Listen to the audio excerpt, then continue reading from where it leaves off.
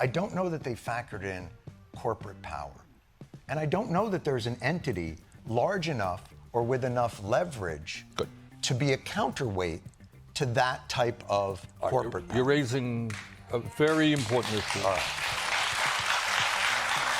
I knew I'd get to it at some point. Finally, I've been waiting, John. You finally said something relevant here. Yes. Look, I know people say, oh, we don't want the government to regulate, corporate. The truth of the matter is, it's quite the opposite right now. It is the corporate world, it is the oligarchs who are regulating the government. They have far more power. Right. And we have got to create a political movement, a grassroots movement, which takes control of the future of this country. Let me give you one example. Right now, we are in the midst, as everybody knows, of the Musks of the world and Bezos and all these guys putting hundreds of billions of dollars into AI and robotics, right? This is going to transform our world. It's going to transform our economy. In my view, in the view of a number of economists, it means millions and millions of workers are going to be displaced from their jobs. Who is engaging in that discussion to say, hey, Mr. Musk, you can't make the decision for the future of humanity. We are going to make the future. And that is, if AI works, it's going to work for working people, not just billionaires. Why are you always going me one further? I'm not radical. I'll go you one further with this. Let's get really radical. These AI data farms are going to need more and more electricity. Absolutely. And these oligarchs or billionaires or the people that control that are trying to cut deals to get cheaper electricity for themselves, even though that's going to raise prices for the rest of us. Absolutely. And they're being resisted all over the country. It's electricity, it's water. Scarce water is going to be used. I like both of those. All right, but the bottom line is these technologies are going to transform the world. We have got to make sure that they work for working people, not just enrich the people on top. What does that mean?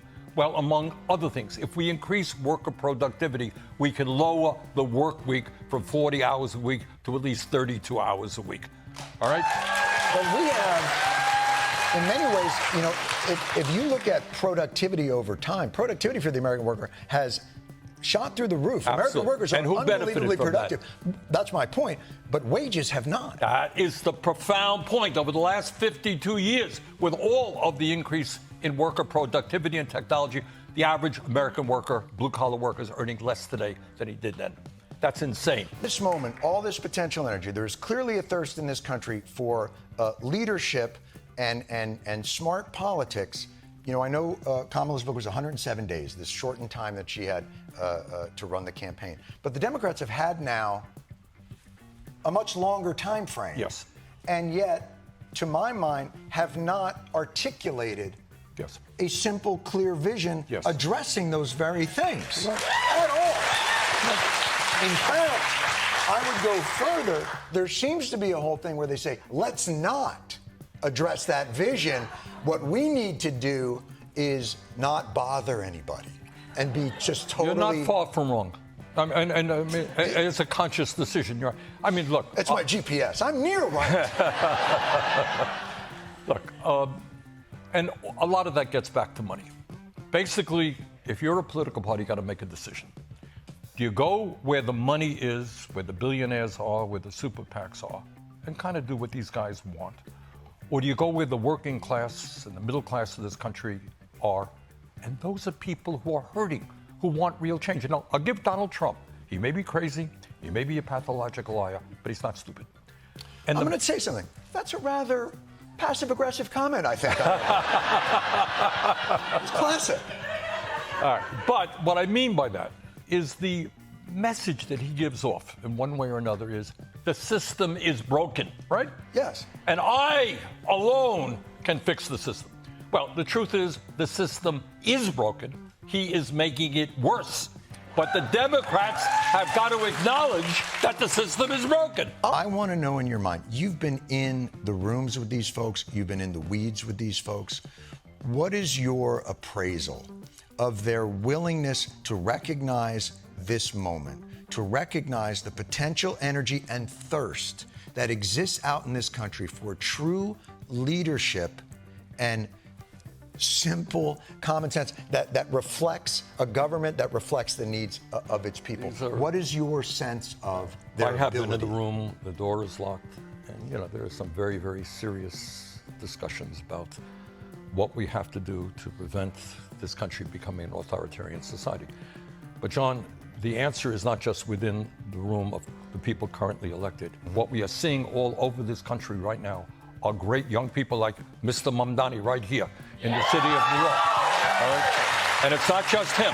You're beginning to see good candidates who have the guts to say, I am going to take on the oligarchs. I am going to stand with the working class. That is what we have got to develop in this country. How do you harness that for purpose, for being directional? There are not a lot of people out there, other than yourself, other than Representative Cortez, who are very clearly delineated about a point of view that people can rally behind. Well, let me just say two things. We are in an extraordinarily dangerous time, as you know. You got an authoritarian president who wants more and more power, doesn't respect the Constitution, doesn't respect the law. Well, Supreme Court that's granting it to him. Right. That's true. I mean, that's part of the process. I mean, you got a Republican Party that's now lockstep. It's kind of a cult of the individual. We got to stop them. But there's something else that we got to do, John. We have to have a vision for the future of this country.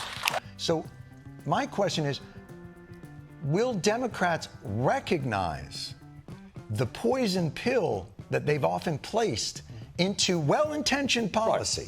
Right. What they end up doing is coming up with very complicated proposals. You make $48,964. Yes. You will get this thing. You make $1 more, you finish and blah, blah, blah, blah. Look, we have got to make it simple.